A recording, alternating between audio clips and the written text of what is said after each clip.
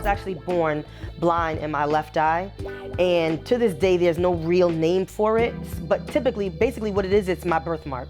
Growing up was typically tough, but school life was usually pretty tough when I was young because I didn't look like everybody else, and so kids would like make, all kinds of silly jokes and things like that a lot of the time. So I didn't really feel comfortable at school. I felt more like out of place, but home was like a safe haven for me. Around teenage years and coming into like young adulthood, I noticed that I kind of didn't dress like everybody that's from where I'm from. I was very much into like Spice Girls, and I would wear like platform boots, and I'm a black girl living in Harlem dressing like that, and everybody's looking at me like, clearly she's nuts. But from around then, I was like, maybe I could like make this a thing, because that felt normal to me, and when in a world when nothing really felt normal, those things felt normal. So I was like, maybe this is something that I want to tap into as a career when I get older. We've been in business as a family going on 26 years with our custom clothing line, 5001 Flavors. About 6 years ago, we wanted to extend and expand the brand, so that's why we opened up Harlem Haberdashery to kind of separate the two brands. Well, a style curator it's a bunch of things. It's just really, they just put a name on being a creative for the space, basically. And so sometimes I have these wild, far out ideas, and then other times I have these ideas and me and Kels will go back and forth, just like fine-tuning it, just transforming the store for different events into what we want it to be. We were cleaning out the basement and they were gonna like throw them away. And I'm like, no, don't throw them away. I'm like, I can paint them. Ashlee's style is funky, it's fun.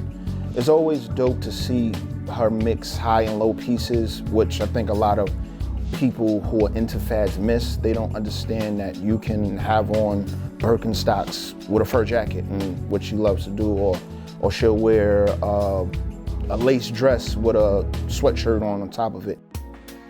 My husband and I have a podcast. It's called Happily Ever Muhammad.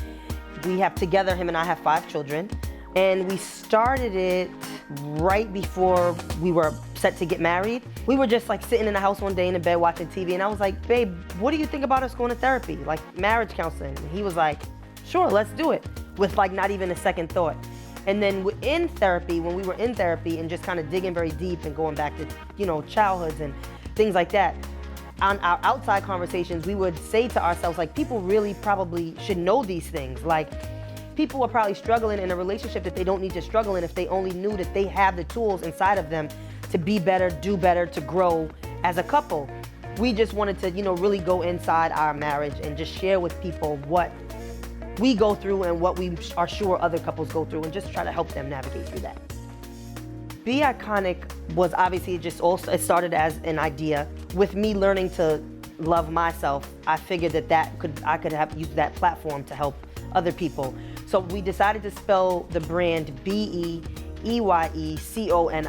instead of like the typical I-C-O-N-I-C for Eye-Conic, because that was my truth and my story. And so with that, I really want to spread the message of, you're an individual and you were literally born to stand out and be your own unique, iconic being.